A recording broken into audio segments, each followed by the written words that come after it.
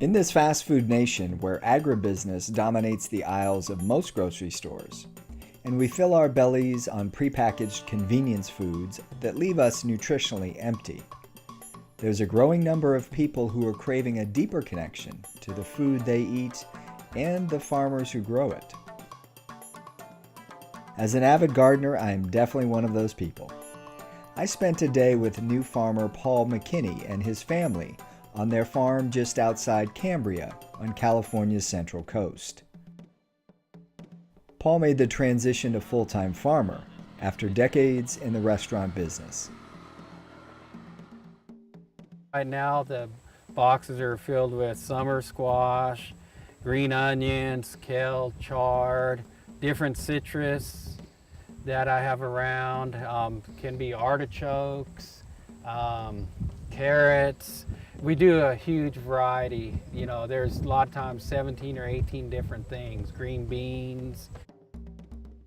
So this is actually garlic? Yeah, it's a lot of trial and error. Uh-huh. I think it's continual. Yeah. You know, I really respect farmers now. Yeah.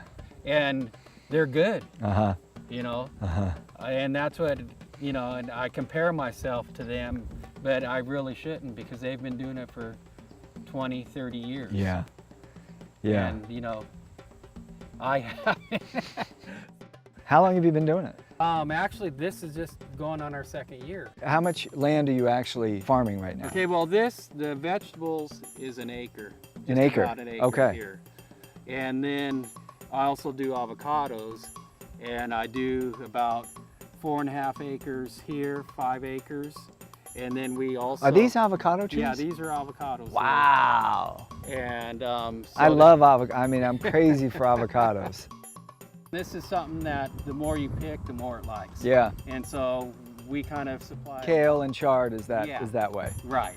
Interesting. Yeah. We distribute boxes to about 25 people right now a week. And if we could grow enough product, we'd be able to expand. But being new, we're learning and, you know, struggling, but it's working out thus far.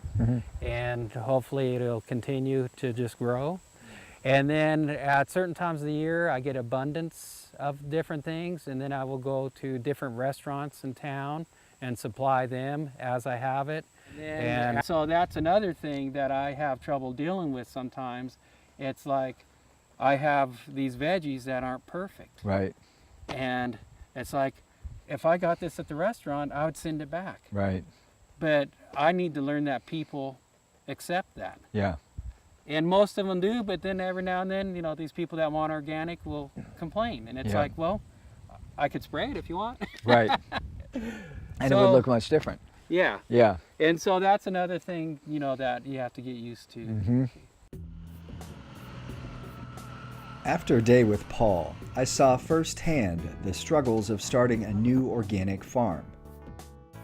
From natural pest control to managing planting schedules, and the importance of community-supported agriculture for independent growers. These right here go into the CSA. What I do is I give them 3 avocados, which is kind of a bonus because most CSAs don't have avocados in it.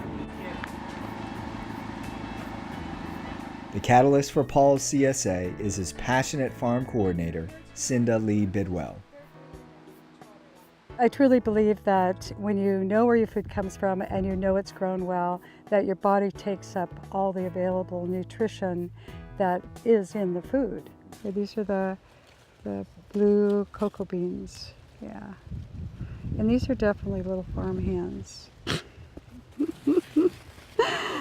I wear gloves sometimes, but not doing this kind of work. I love to pick with my open hand.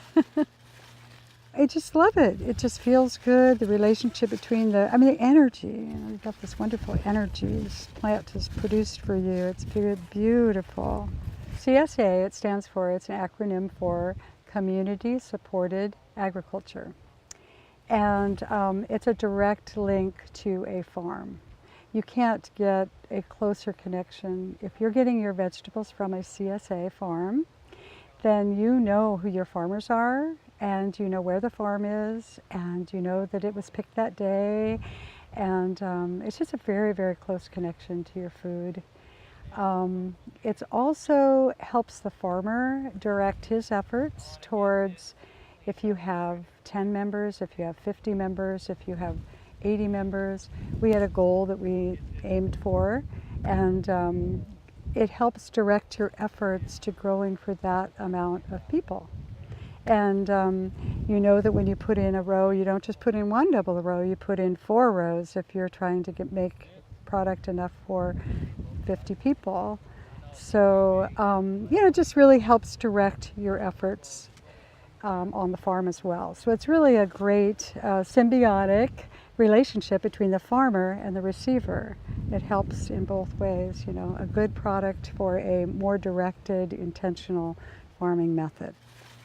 Farming is so much about visualization, because when you're planting, you have to decide, what is this going to look like when it gets bigger? Are these going to still benefit each other? Well, you have to make sure they're all happy together, and you have to think how it'll be when they grow up. When we came into this community and started this project, we're surrounded by farmers. It's wonderful. We're surrounded by people that have farmed longer than we have. And there's absolutely no feeling of competition. So it's just this beautiful, cohesion of knowledge and energy that everybody is trying to do the same thing. We're all trying to grow really good food. You're ever aware of what you're doing, which I love, because what we're really doing is feeding people really good food. We're providing a source of really good food, and grown with a lot of care and harvested with gratitude and fun.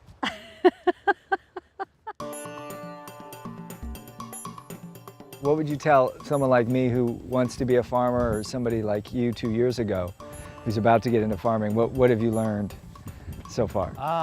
It seems like a lot of people that do get into farming, they're educated and they've done their career and they're real meticulous, and so they will take notes and this and that, and we're not the best at that.